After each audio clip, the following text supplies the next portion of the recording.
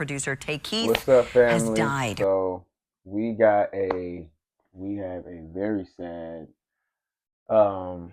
notice today with rapper music producer actually Tay Keith passed away, man. I can't believe it. I seen it on my feed this morning. I was like, damn. I really didn't want to believe it. At one point I know for a fact Tay Keith was everywhere. Like you couldn't go without hearing Tay Keith FD up. I swear on everything. So like, I still don't even understand how really big he was. I gotta really watch the video. But I do know that I liked a lot of his beats. I liked a lot of the things that he was on and collab with. So, but I do want to know how he passed away. He was only like 29, so he was young, bro. Let's see. Right now, Metro Police are investigating how he died. June 18, 2026 has officially become one of the saddest days in the hip-hop community. It's been reported that a music super producer from Memphis at the age of 29 years old has suddenly lost his life. Now, it's been rumors surrounding his demise on what truly took place, how this happened. And even though we're going to go over what's being presented publicly, we still want to make sure we pay our respects until those details or at least rumors are confirmed. But nonetheless, after seeing people close to this music producer, I figured we'd take our time and highlight his career. Go over some of his accomplishments, how he made himself a household name in his mid-20s, working with artists like Drake, Future, Travis Scott, Keith Glock, just to name a few. It's like one of the Yeah, see what I'm saying? Like he was big time. He was huge. He just named all the main industry artists. So like that's what I'm saying. Like he was definitely worldwide. Um Damn, man, like he had everything. I wonder how he passed away. those reminders. No matter how well life can go for you, you never know when your time is up. So as mentioned, we want to pay our respects, go over the details, talk about this man for those who not aware, and try to help his legacy live on forever. But before we go over this one, I want you guys to remember, I won't give you no angle. I just give you the story. So with that being said, make sure you like, comment, and subscribe. We're going to jump right to it. Fam, they said I needed to make another PSA. Or does it all come natural? Like, how do you know? I feel like there's every artist in the game. You wanna keep going. You wanna keep that momentum going, because it's like, when the world get introduced to you, it's like a certain spot. See, and that's another thing. Like, as I'm just hearing him speak, just those few sentences he's speaking, I could tell he was smart. I could tell he was educated. He wasn't a goofy. When folks, bro was not no goofy. You could tell, like, you know what I'm saying? You could tell, you know what I'm saying? He was just educated. He was there. Like you can never get again. You know what I'm saying? It's the nostalgic with it. So, just for me to have this moment again is like this what I've been working hard for again. You know what I'm saying? You feel like you're in your next moment right now. Right, exactly. That's why I'm doing interviews. That's why I'm doing press. That's why I'm, taking my image more serious now. Right. You know? Fam, that person you just heard from is Bratavius Lakeith Chamber, born September 20 of 1996. He's also known professionally as Tay Keith, a worldwide producer, best known for co-producing Travis Scott's 2018 single, Sicko Mode, which peaked at the top. You see what I'm saying? Damn, I didn't know he did Sicko Mode. He sure did. Man, that's huge. I know. Like, I ain't really like an over crazy fan of Travis Scott like that, but I know for a fact, like Sicko Mode, one of them albums everybody know. Like Sicko Mode, one of them, like, yeah, I ain't gonna lie, he got that type shit. So, damn, I ain't know he worked on that project. That's crazy. That's huge. That's crazy. But a Billboard Hot 100. He was one of many producers on that beat, which features Drake, with over 1.3 billion views on YouTube alone. Shit. Damn. To have Drake, Travis Scott, and then hit 1.3 billion because your beat's on there, that's probably like that's crazy, bro. I don't even have the words to describe how crazy that is. Sun is down, freezing cold. I know, Sicko Mode, you're one of several different producers on that record. And when those opportunities come up, how does that actually work? I got this relationship with this producer. I want him to, lay some keys down or whatever. You might bring this producer of yours that you got a good relationship in for the drums, and you might bring this producer who you've been working with, do post-production. Like, that's what you know, a good artist nowadays, I feel like, will do. Now, 2018 was a pivotal year for him, and even though that was very early in his career, someone say Tay Keith might be responsible for some one-hit wonders, but when it came to him, that wasn't even a thought. You see, Tay Keith, he grew up in South Memphis, and even though with a lot of artists growing up out of South Memphis, like Pusha, I'm gonna say this too. Well, I'll let the video play some. Key Glock, CEO 30, just to name. See, that's what I'm saying. I was just gonna say, I had family in Memphis, and when I went to Memphis, Memphis is no joke.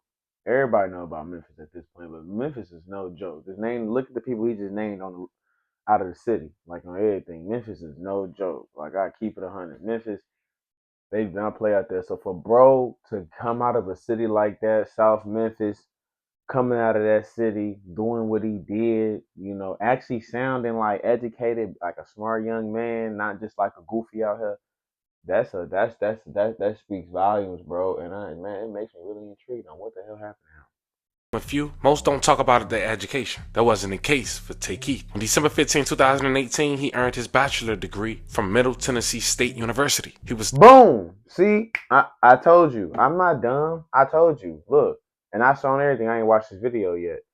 Middle Tennessee State University. I said, bro, just sounded more educated, like he was there. You know what I'm saying? Bro, he could hold a conversation. You can look in somebody's eyes when they there. You know what I'm saying? He can hold a conversation. He wasn't like all these other rappers that get on here and be and hot. You know what I'm saying? He actually was like telling you like plans, plays, like what it was. You feel me? So nah, bro was educated. Bro went to school. First in his family to go to college and complete it. It was a huge accomplishment for not only him, but for the generation after him. And on top of that, can't say God not the biggest, right, because that same week he earned his #1 from Sicko Mode. It was big because I was actually in school and graduating the week that I got my #1. So, you know, I feel like education always been a good thing for me because I was first generation. You know, my mom. You see, y'all, this is what I want everybody to take from this. He is grateful for going to school. He is boasting and being grateful about positivity and going to school and dropping an album while in school, working on his dreams while in school and doing things the right way. Like that's an accomplishment. That's something. See, that's what I want to hear. Like that's F the streets, F all that extra shit. You know what I'm saying? But man, going, you know what I'm saying? Just doing shit the right way. He went to school. You not a lame for going to school, gang. Ain't nothing lame for going to school. Ain't nothing lame for going to school and then working on your music while you in school. Ain't nothing lame about that, gang. Ain't nothing lame about that. Chasing your dreams and doing shit, getting staying out the way. Look what happened to him. He done got plays with Drake, Travis Scott, every other artist, Beyonce, all type of stuff because he just stuck to his craft and did what he was supposed to do. That's all anything come down to. That's player, man. That's player. That's player. That's what makes this whole thing 10 times sadder. Is that bro sound like he actually had his head on together. For real. On everything. Daddy, they got trades. You know, my mama did her, my daddy, he did what he did, you know, but as far as like me going to college, ain't nobody else in my family did that, and I feel like I had to make that, you know what I'm saying? Yeah. So bro was like chosen almost. Like he was first generation. He happy about that. You know what I'm saying? Like people before him didn't go to school, whether they didn't have the opportunity, whether they didn't care, whatever the reason was, they didn't go to school. He went. So you got you know, he was proud about that. You know what I'm saying? And we should all be proud about something like that on everything. For real. I had multiple reasons to go to college, you feel me? So that was just like one of my main reasons to motivate me, on top of like my mama getting her Section 8 through me going to school too. How did your folks feel when you got a #1 and you graduated in the same week too? Like, what was going through that? What did they say when all that was happening? They was proud. They was proud of me. Like, you know, I just really, I didn't soak the moment in at the time because I felt like I was just so focused on, you know, just so much other shit that was going on in my life. But you know, when I look back on it, you know. Now, shout out to On a Radar Radio, who provided that clip from their interview. But before it got to that point in 2018, Tay Keith was around 14 years old when he began making music and published it to YouTube and DatPiff. He also had a piano, which he used to make songs and remake popular songs. One of the songs he managed to remake was Lil Wayne's Lollipop. Keith met fellow American rapper from Memphis as well, Block Boy JB, when he was just 14 years old after he moved to East Memphis. The two began making music together. Shortly after, Block Boy JB JB will make a song featuring Tay Keith as the producer called Shoot. Over 37 million views on YouTube alone and counting.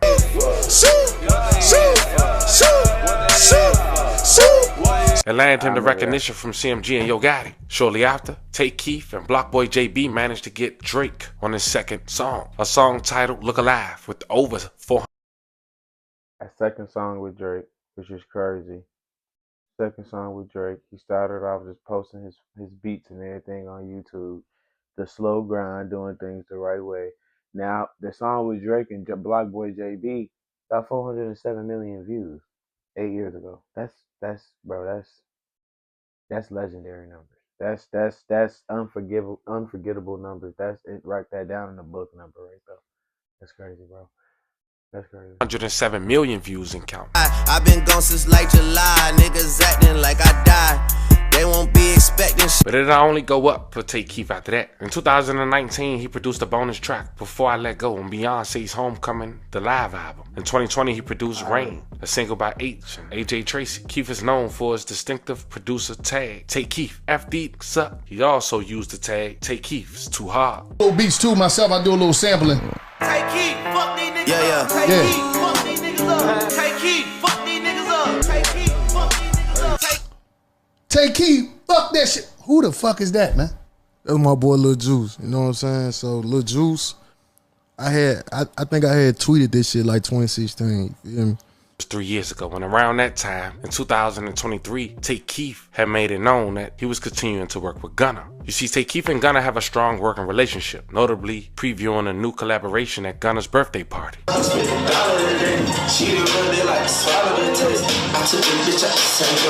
And while they may have hit records together alongside Lil Baby in the past, their ongoing musical partnership has remained active. The clip you just heard, as mentioned.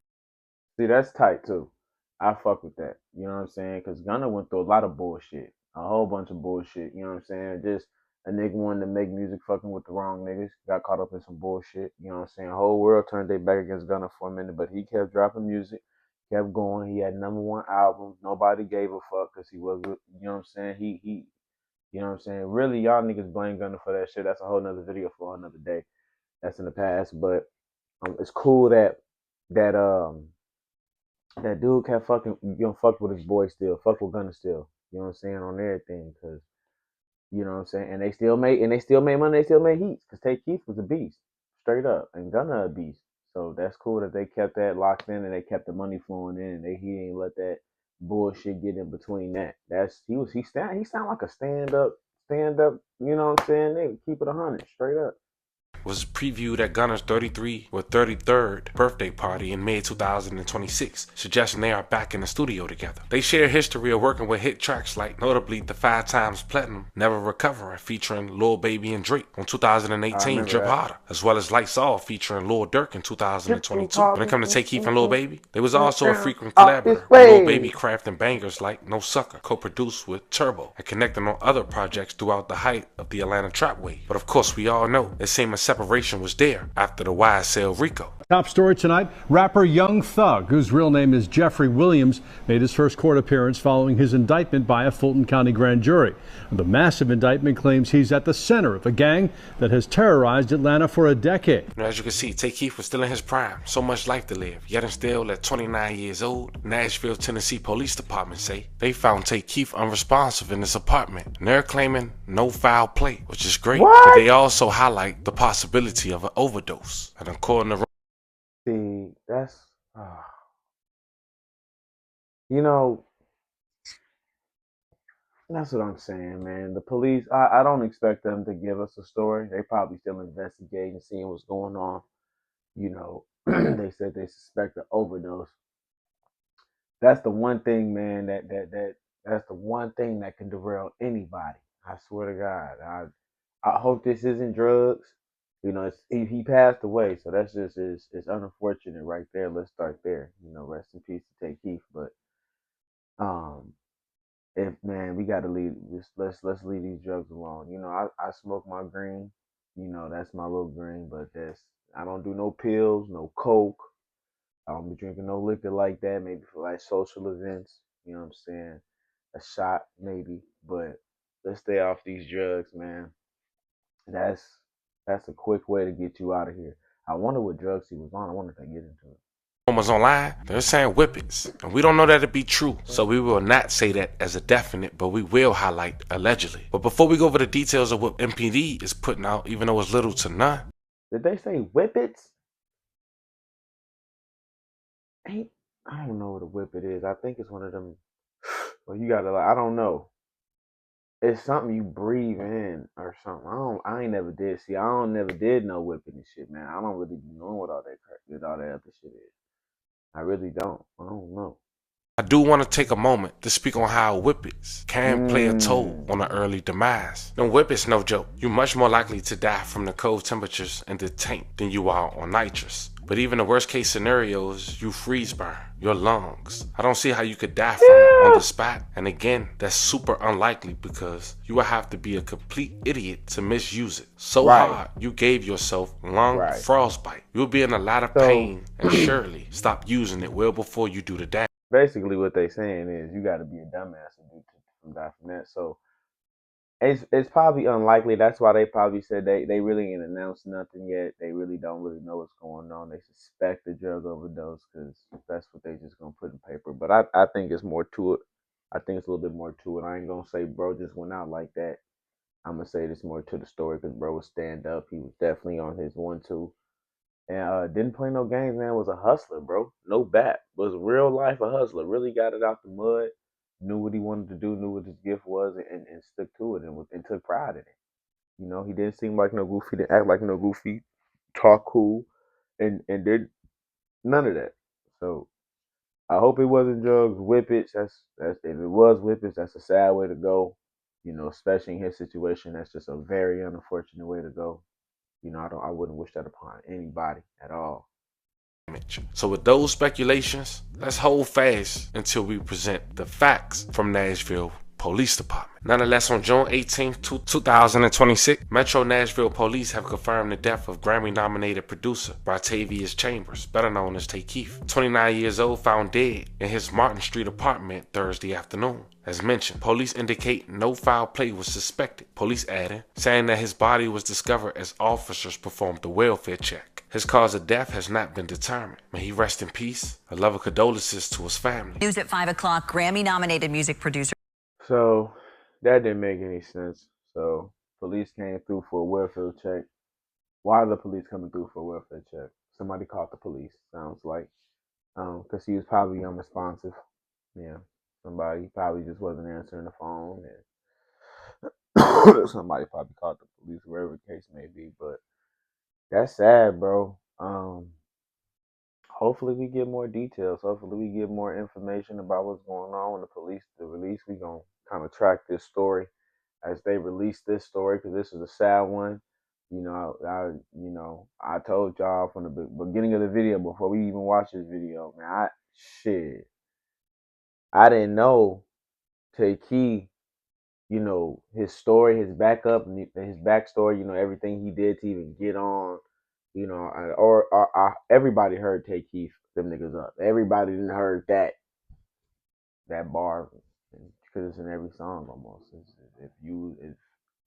If Tay Keith, if you know what I'm saying, is making one of your songs, you got a good chance of going somewhere with that. So, you know, he was making millions and millions and millions of dollars. He was beyond rich. So it's unfortunate if it is drugs. Y'all, we gotta leave these drugs alone.